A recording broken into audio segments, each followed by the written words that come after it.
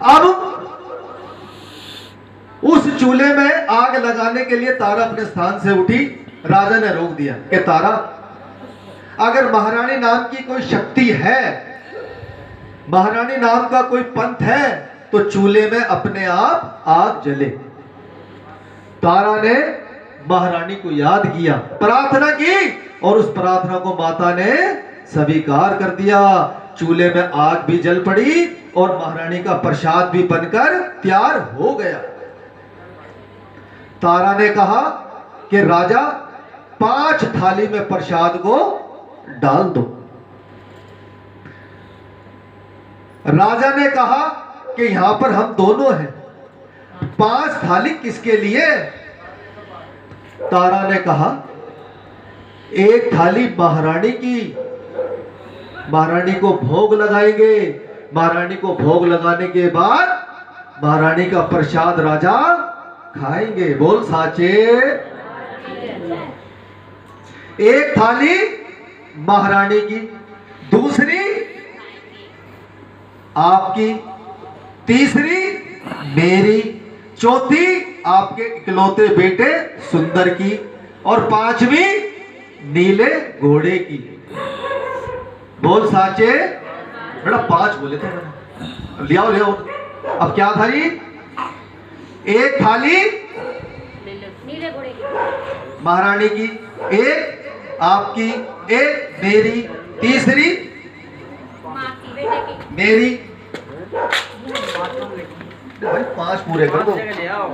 1 थाली महारानी की, और दूसरी आपकी, तीसरी मेरी, चौथी आपके इकलौते बेटे सुंदर की, और 5वीं नीले घोड़े की। भक्तों, इसी प्रसाद को हम लोग हलवे छोले का प्रसाद कहते हैं। इसी प्रसाद, जब भी मैंने कहा कि भैया अब लिया, इसी प्रसाद को मैंने जब भी कहा कि 5 जगह, मैं 5 जगह लिया था, ठीक है। इसी प्रसाद को हम लोग हलवे छोले का प्रसाद कहते हैं। अब भक्तों, तारा ने महारानी को भोग लगा दिया, और भोग लगाने के बाद तारा ने कहा, राजा प्रसाद खाओ। अब राजा ने मन में विचार किया कि प्रसाद को खाऊं या ना खाऊं, पर राजा विचार करते हुए 1 डली प्रसाद की खा गए। अब राजा ने जैसे ही दूसरी डली प्रसाद की उठाई, अपने इकलौते बेटे की हाथ की चीची उंगली राजा के हाथ में आ गई। बोल साचे। उस उंगली को देखकर मेरी बहन राजा रो पड़े कि तारा मेरा बच्चा, तारा, तारा मैं अपने बच्चे के बगैर नहीं रह सकता। तारा, तारा तू भी उसकी माँ है। तारा मेरा बच्चा मुझे दे दे, मैं ता जिंदगी तेरी गुलामी करूंगा, मेरा बच्चा मुझे दे दे तारा।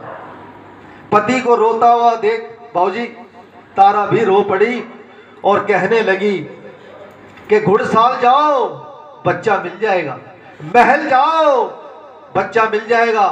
राजा रोते रोते घुड़साल गए, घोड़े को देखा, मन में विचार आया, इस तारा ने कोई दूसरा घोड़ा लाकर बांध दिया होगा, ये मेरा बच्चा मुझे नहीं दे सकती। राजा रोते रोते महल गए, महल का हर कमरा चेक किया, कमरे का हर कोना चेक किया, पर बच्चा दिखाई नहीं दिया। राजा ने रोते रोते आवाज मारी, बेटा सुंदर, बेटा सुंदर। राजा ने जैसे ही तीसरी आवाज मारी, बेटा सुंदर, बच्चा दौड़ते दौड़ते अपने पिताजी के गले से लग जाता है कि पिताजी आप क्यों रो रहे हो? ऐसी क्या बात हो गई? किसी ने कुछ कहा है आपको? कुछ तो बताओ। मेरे बच्चे, मेरे लाल तू कहाँ चला गया था, मुझे बता, मेरे लाल तू कहाँ चला गया था? पिताजी पहले ये बताओ आप क्यों रो रहे हो, मुझे बताओ। मेरे बच्चे मुझे बता, ऐसी क्या बात हो गई थी, मुझे बता। पिताजी मैं महारानी की गोद में खेल रहा था, पिताजी मैं महारानी की गोद में खेल रहा था, आपने आवाज मारी, मैं महारानी को छोड़ के आपके पास आ गया। बोल साचे। एक बात मैं आपको बता दूं, जितनी भी संगत दरबार में खड़ी है,